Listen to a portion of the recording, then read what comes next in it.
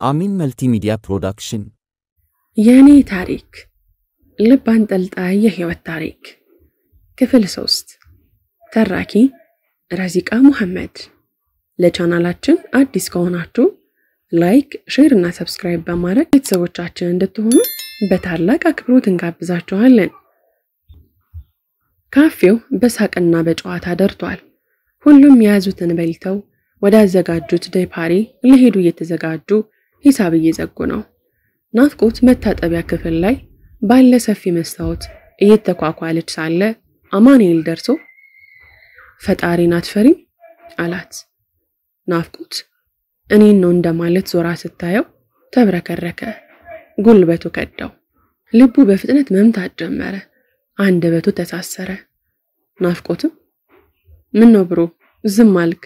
እኔን ያናገርከኝ አለችው።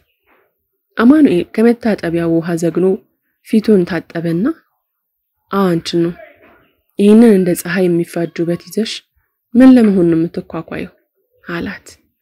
ታዲያ ናፍቆት ሳቋ መለጣትና ከት ብላ ሳቀች። አረ መካብ አርት አመድ አፋሽ በሆነችባት ሀገር ቦታ ሳይሰጡ ቀርተው ነው እዚህ አስተናጋጅነት የምትሰራው አለችው በማፌዝ። አይ አይደለም ለኔ ታየኝን ይነገርኩሽ አላት እንደማፈር እያለ። ጉድ ሳይሰማሉ ላድናቆታ አመሰግናለሁ። ቀደም አንተ ነበርካ ለወጣ ስልጅኝ ያስከኝ ይቅርታ ካፌውን ከረበሽኩ አለች። ያው ይቅርታውም ምስጋናውም ከልብ አይደለም፣ ግን አማኑኤልን ድፍረት ችሮታል እና መተዋወቅ ይቻላል ብሎ እጁን ዘረጋላት። ይቻላል ናፍቆት እባላለሁ። እሺ ናፍቆት አማኑኤል እባላለሁ። ስሜንና ምግባሬን ስለማይገጣጠሙ አማን ብለሽ ብትጠሪኝ ደስ ይለኛል። እሺ አማን፣ አሁን ጓደኞቼ እየጠበቁኝ ነው ልሂድ። ሌላ ጊዜ ስመጣ በደንብ እንግባባለን፣ ግን ስለኔ ግጥም ጽፈህ እንድትጠብቀኝ እሺ አለችው በመቀለድ። ለዛ ጥርሷን እንደ ማሽላ ሽልቅቅ አድርጋ አማኑኤልን ፈገግ ለማለት ሞከረና እሺ ስላወቅሽ ደስ ብሎኛል አላት።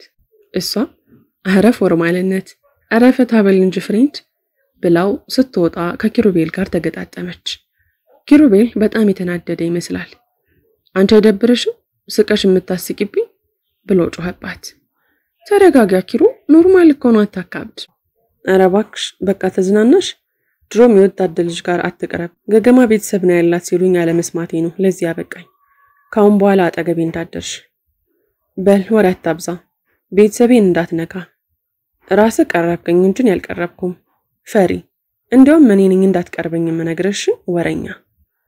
አንቺ ማን አባሽ ነው ፈሪ የምትይው ብሎ ሲያንቃት፣ አንተና ወንድ ብትሆን አባቴ እንደመታህ ለሰው ባላወራ ምን እንዲያዝኑልሁና ጡጦ እንዲሰጡን የነገርካቸው? ንዴቱ አናቱ ላይ ወጣና በጥፊ ሊመታት እጁን ሲሰነዝር አማኑኤል በናፍቆት ጎን ሆኖ እጁን ሲይዘው ተደናግጦ ወደ አማኑኤል ዞር ሲል ናፍቆት ከስር መታቸውና እያቃሰተ ቁጭ አለ። የወጣት ልጅ ነኝ፣ እንደሌሎች ሴቶች እኩል አድርጋ አትይኝ፣ ማንንም አልፈራም እሺ አለችው። ታዲያ ያ ውበቷ ከዚህ የለህኛ ጸባይዋ ጋር ተወዳጅቶ ለአማኑኤል ገረመው፣ ኩራትም ተሰማው። በልቡ ይቺማ እኔን ባናድዳት ትዘረኛለች አለ። ናፍቆትና አማኑኤል የተሳሳቁ ሲወጡ ሁሉም ለመሄድ ተነስተው ጠበቋቸው። እጇን ዘርግታ በቃ ልሄድ ነው ቻው አለችው። ሆዱ ተረበሸ። ድካሚ ባትመጣስ ባታስታውሰኝስ እያለ ተብሰለሰለ። ለስንብት የዘረጋችው ቀኝ እጇን ትታ ለማቀፍ ሁለት እጇን በከፈተችለት በወደደ። ድጋሚ ልታገኙ የምትፈልጊው ሰው ቻው አይባልም፣ እንገናኛለን የሚባለው። እሺ በቃ እንገናኛለን አለችው። እውነት ዳግም አግኝሻለሁ አላት በስስ ስሜቱ እየነዳው። አዎ ታይኛለህ፣ መጠበቁ ካልታከተ ውበቴ እንደ ፀሐይ ካልጠበሰ ብቻ ልሽ ወይ ጉድ በላት ትስመጥ። ዳግም እስከምንገናኝ ደህናው። እጇን የጠበጠችውን እጁን ሳይታጠብ ሊበላበት እያሰበ እሺ ዳግም እስከምንገናኝም ባንገናኝም ደህናውኝ አላት። ሁሉም ኪሩቤልን ጨምሮ ተሰብስበው ካፌውን ለቀው ሄዱ። ካፌው ባዶ ሆነ። አማኑኤልም ግማሽ ደስታ ግማሽ ሐዘን ሆኖ ቁጭ ከማለቱ የካፌው ማናጀር አንተ ልጅ ዛሬ ምን ነክቶሃል? ብዙ ከስተመር እያለ ምንም አልሰራህም። ስትቆም ስትቀመጥ ነው ያልከው። ደግሞ ከስተመር ጋር አትለፋለፍ። ገጥመ ስታወራ ነበር። ይሄ ነገር እንዳይደገም አርፈ ስራን ስራ ብሎ ቁጣ በቀላቀለ አንደበት ተናገረው። አማኑኤል ከተቀመጠበት ተነስቶ ይቅርታ አለውና ወደ ስራው ተመለሰ። ናፍቆትና አማኑኤል ስልክ አልተቀያየሩም። እሷ አስባ ወደ ካፌው ካልሄደች ወይ በመንገድ ካልተገናኙ በስተቀር አስቦ መገናኘት አይችሉም። ናፍቆት ለአማኑኤል የተለየ ስሜት የላትም። ብትቀርበው ግን አትጠላም። በተቃራኒው አማኑኤል በሷ ፍቅር ብን ብሎ ጠፍቷል። የህይወት መንገዱን እየሳታ ነው። ከካፌው በተቀጠረ በሁለተኛው ወሩ ከማናጀሩ አይን ገብቷል። አዲስ ዓመትና የስቅለት በዓል አልፎ የመስከረም ወር መጨረሻ ላይ አንዳንድ ዩኒቨርሲቲዎች ለጥምቀት በዓል እንደመጡ በየሚዲያው ይነገር ጀመር። ከወቅታዊ ሁኔታ አንጻር ናፍቆት ወደ ዩኒቨርሲቲ እንድትሄድ ቤተሰቦቿ አልፈቀዱም።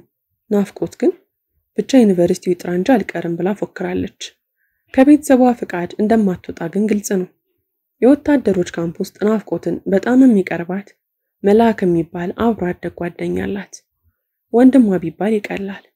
ናፍቆት ትልቅ ወንድም ቢኖራት የሱን ያህል አትወዶ ይሆናል። መልአክም እንደ ትንሽ እህቱ ይወዳታል። መልአክ ጎንደር ዩኒቨርሲቲ ውስጥ ኤክስቴንሽን የሚማረው። የቀረቡት ሰዎች ልክ እንደ ስሙ መልአክ ነው ይሉታል። የናፍቆት አባት ኮሎኔል ማን ያዘዋል ወደ ሌላ የሀገሪቱ ክፍል ጥሪ ተደርጎላቸዋል። ናፍቆት ዩኒቨርሲቲ ካልሄድኩኝ ስደትን የሚሄደው ብላ ምጻለች። ፈጣሪም ሲረዳት አባቷ የተጠራበት ቦታና እርሷ የምትሄድበት ሀገር አንድ ሆኖ ተገኘና መሄዷን ሆነ።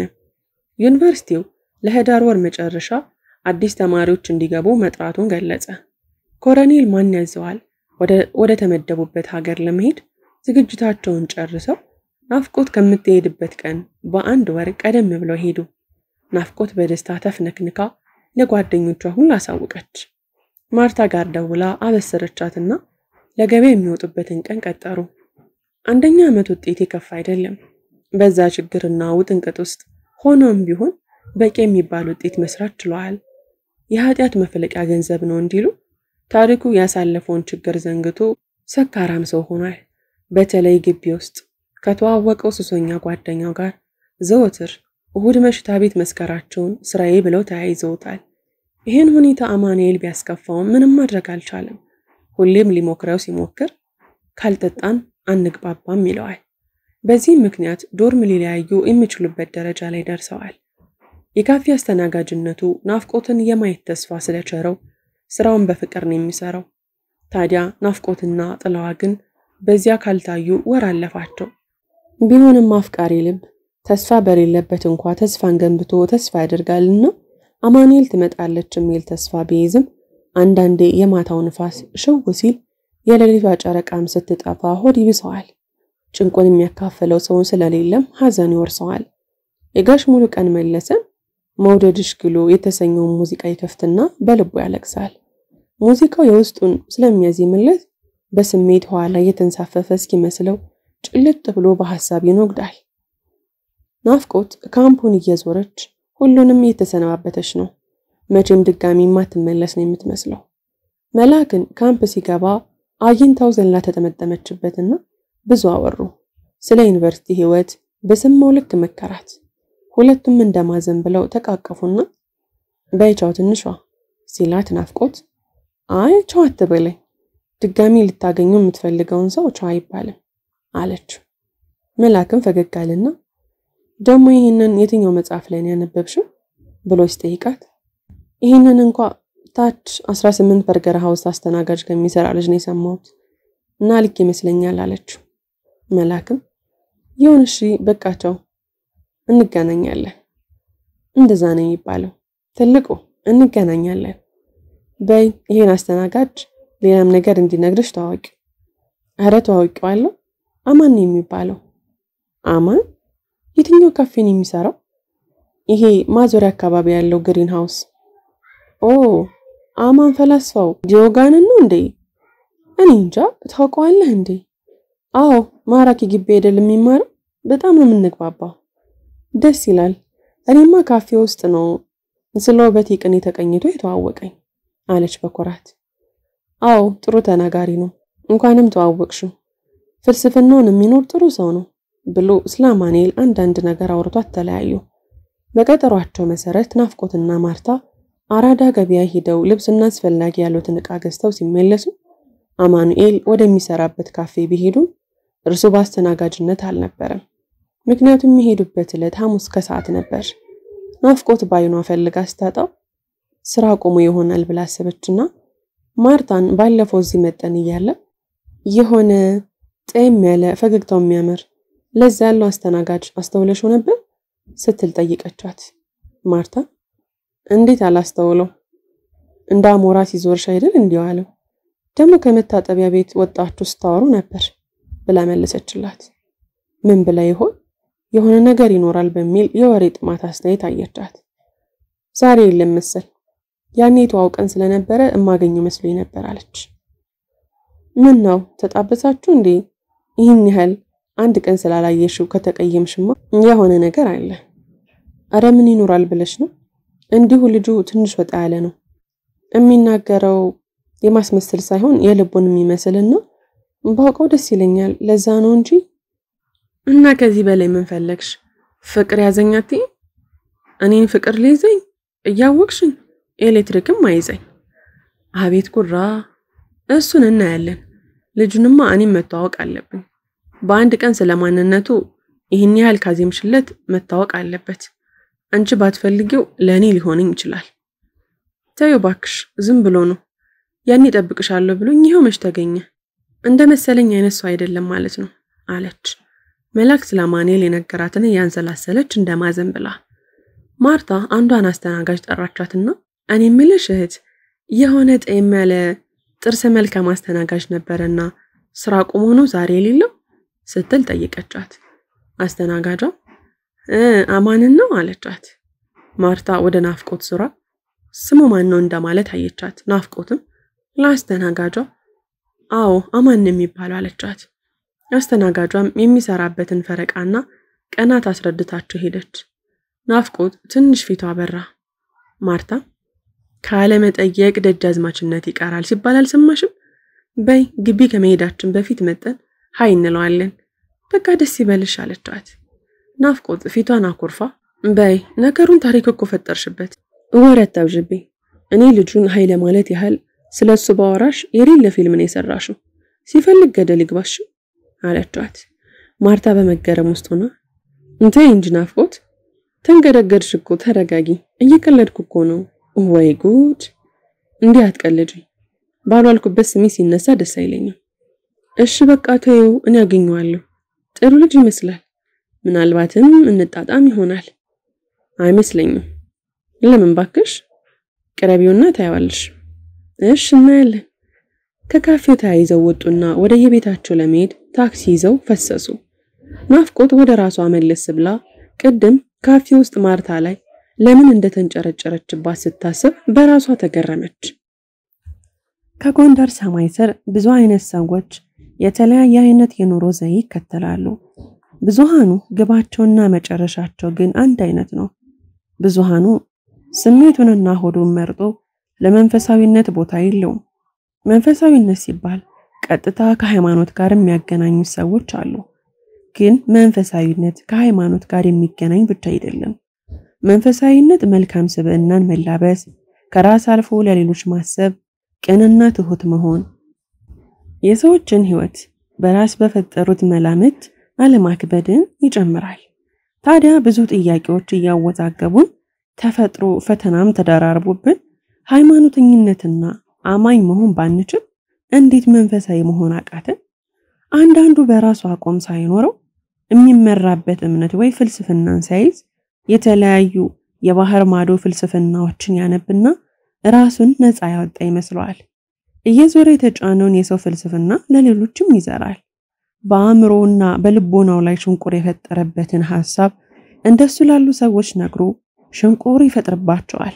ተያይዘው ገደል እንዲሉ ሁሉም የማንንም ሐሳብ ምክር የማይቀበሉ ይሆናሉ። ልክ ነኝ ብሎ ማሰብ በራሱ ልክ አይመስለኝም።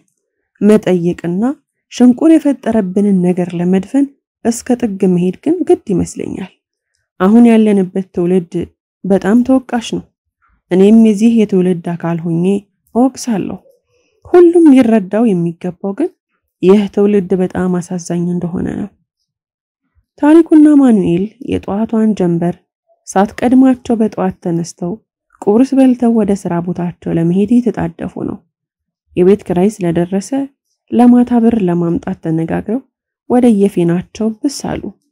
አማኑኤል ስራ ቦታ ሄዶ ናፍቆት መጣ ፈልጋ እንዳጣቸው ሲሰማ በመፈለጉ ደስታ ሲሰማው ስላላገኛት ደግሞ እጅጉን አዘነ።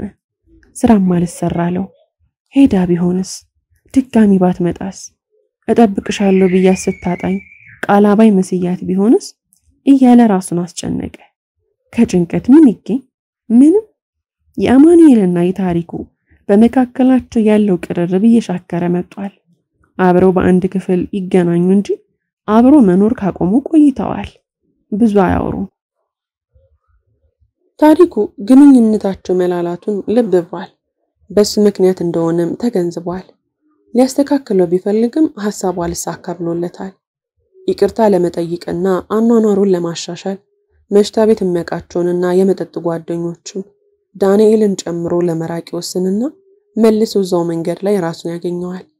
ውሳኔውንና ያለበትን ቦታ ሲያስብ ይበልጥ ይናደዳል፣ ይበልጥ ይጠጣል። አንድ ቀን እንደተለመደው ሰክሮ ስላመሸ የተከራዩበት ቤት ግቢ ተዘግቶ ይደርስና ለአማኑኤል ደውሎ በሩን አስከፍቶ ይገባል። ቁጭ ከማለቱ ማልቀስ ይጀምራል። አማኑኤልም ተደናግጦ ታሪክ ምን ሆነህ ነው? ምን ገጠመህ? ቤተሰብ ሰላም አይደሉም እንዴ? ብሎ በጥያቄ ሲያጣድፈው ታሪኩም በርከክ እንደማለት ብሎ በአፍጢሙ ይደፋና መልሶ ይስቃል። አማኑኤል ግራ ገባውና አንስቶ ፊቱን አጠበው። ተረጋግቶ ቁጭ ሲል በድጋሚ ምን ሆነህ ነው ብሎ ጠየቀው። ታሪኩም መጠጥ በቁልፈው አንደበቱ እየተንተባተበ ማንም የቆመ ቢመስለውም እንዳይወድቅ ይጠንቀቅ ብዬ ጽፌ ግን ወደ ህይወቴ መቼ አመጣሁት? ገና በአንድ እግሬ ቆምኩኝ ብዬ ስኩራራ ይኸው የመጠጥ ሱስ ውስጥ ገባሁ። እባክህ አማን እርዳኝ። ይሄ ኑሮዬ በጣም ነው የሰለቸኝ እያለ አለቀሰበት። መቼም ወንድ ልጅ አያለቅስም፣ ካለቀሰም ብቻውን ነው። የሚያለቅስ ግን ከጓደኛው ፊት ካለቀሰ ከባድ ሁኔታ ላይ ነው ማለት ነው። አማኑኤልን በማዘን በላሁን ተኛና ነገ እሑድ ስለሆነ ክላስ ቀጥተን ቤተ እምነት ተመልሰን አብረን እንውላለን ብሎ አስተኛው። የአምልኮ ስፍራዎች የሰውን ስብዕና ለመገንባትም ሆነ ለማፍረስ ታላቅ መሳሪያ ናቸው። ታሪኩ ከዛች ቀን በኋላ ወደ ራሱ የተመለሰ ይመስላል። ከአማኑኤል ጋር መውጣት መግባቱን፣ የአምልኮ ቦታ መሄድ ማዘውተሩ በጣም ጠቅሞታል። ታሪኩ ምንም ጊዜ አያባክንም። ከስራ ወጥቶ ለአማኑኤል ይደውልና አብረው ያመሻሉ። ቀድሞ ስራ ከወጣም ወደ ካፌው ሄዶ እዛው አምሽተው አብረው ወደ ዶርም ይሄዳሉ። ወደ ቀድሞ መተሳሰባቸውና ቀረረባቸው ተመልሰዋል። ሁሌም ቢሆን አንድ ሰው ልክ መስሎ ያልታየውን ኑሮ ለመተውና ራሱን ለመለወጥ ሲጥር ከተገኘ እንዳይለወጥ የሚጎትተው አያጣም። በህይወታችን ውስጥ አንዳንድ ሰዎች አሉ የኛን ከነሱ የተሻለ አመለካከትና የአኗኗር ዘዬ የሚከነክናቸው። ሁሌም ከበታቻቸው ተከስተን ዝቅ ብለው አይተው ሊጽናኑብን የሚችሉት አይነት ሰው ሆነን እንድንኖር የሚሹ። ከዚህ ጋር ተያይዞ አንድ አምልኮ ስፍራ ላይ የሚነሳ አጭር ምሳሌ አለ። ምሳሌውም እንዲህ ይላል። አንድ ፈሪሳውያን አንድ ቀራጺ ለአምላካቸው ሲጸልዩ ፈሪሳዊው አምላኬ ሆይ ደሃ ስላደረከኝ በተለይም እንደዚህ ቀራጺ አይነት ሰው ስላደረከኝ ተመስገን ብሎ ጸለየ። ቀራጺው አቤት አምላኬ ሆይ እኔን ኃጢአተኛውን ማረኝ ሲል ጸለየ። ነገር ግን ፈሪሳዊው ቀራጺው ጸድቆ ተመለሰ ይላል። አስተምሮቱ የተላለፈበት ሐሳብ ቢለይም ምሳሌ መውሰድ የፈለኩኝ የፈሪሳዊው ለቀራጺው ያለውን እይታ ነው። ታሪኩ ከመጠጥ ሱስ ከራቀ ሳምንት አልፎታል። ቢሆንም የሶስት ጓደኞቹ ከስራ ቦታው እየሄዱና በስልክ እየደወሉ ጠፋህ እያሉ ይጨቀጭቁታል። በተለይ ዳንኤል አላስቀምጥ ብሎታል። ታሪኩ ደጋግሞ ወደ ትናንት መመለስ እንደማይፈልግና ከሱስ የጸዳና ህልሙን የሚያሳካበትን ህይወት መኖር እንደጀመረ ቢያስረዳውም ሊቀበለው አልቻለም። ካልጠጣን አንግባባ፣ እየጠጣን እናውራ ይለዋል። ዳንኤል የሀብታም ልጅ ነው። ያጨሳል፣ ይቀማል፣ ይጠጣል። ከቤት ካፈነገጠም ቆይቷል። ታሪኩን በጣም ነበር የሚቀርበው። እሱ ያለበትን ሁኔታ ስለተጋራው መጽናኛው ነው። ሊያጡ አይፈልግም።